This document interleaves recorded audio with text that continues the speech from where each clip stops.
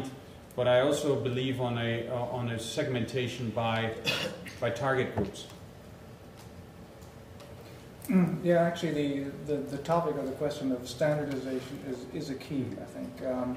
Because the market is highly fragmented. In the consumer world, you had standards that built out, but we all remember that some industries struggled with it when we bought our first Betamax or Video 2000 machine back in the 70s or 80s, that standards take some time to materialize. In the healthcare IT spend, we typically have standards right now around billing, because where it goes to money, companies get very compliant when they want their money.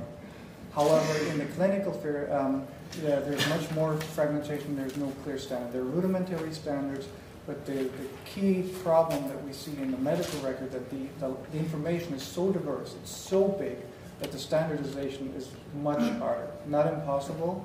And I think the problem, of course, that as the industry is competing for market share, just like Sony, Philips, and JVC, who invented VHS, try to compete to put their standards out on the market, that's going to be a difficult one.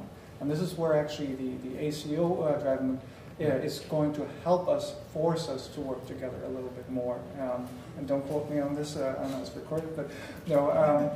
But the thing is that an ACO with all its players can only work effectively together if you have some kind of standard. We'll come back and talk about what is ACO, what does that mean? It's a very important development in the U.S. Delivery system.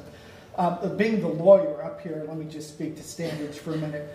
The federal agency responsible for setting standards for health information technology is the Office of the National Coordinator for Health IT in the Department of Health and Human Services.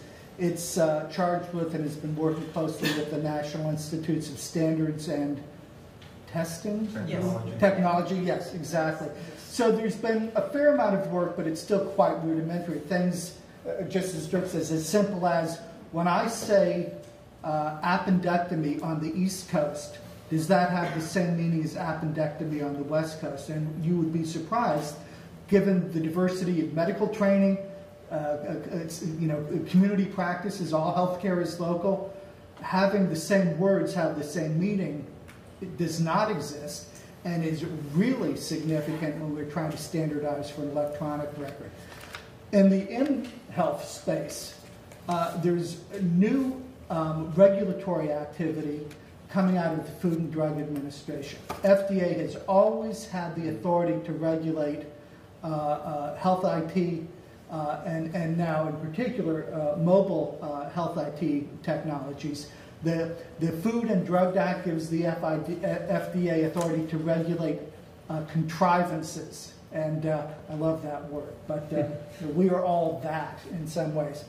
The industry, the mobile health industry, which is very quickly organizing itself, recently created a trade association, is apoplectic about the degree to which the FDA will intrude into this very innovative, very quickly evolving technology.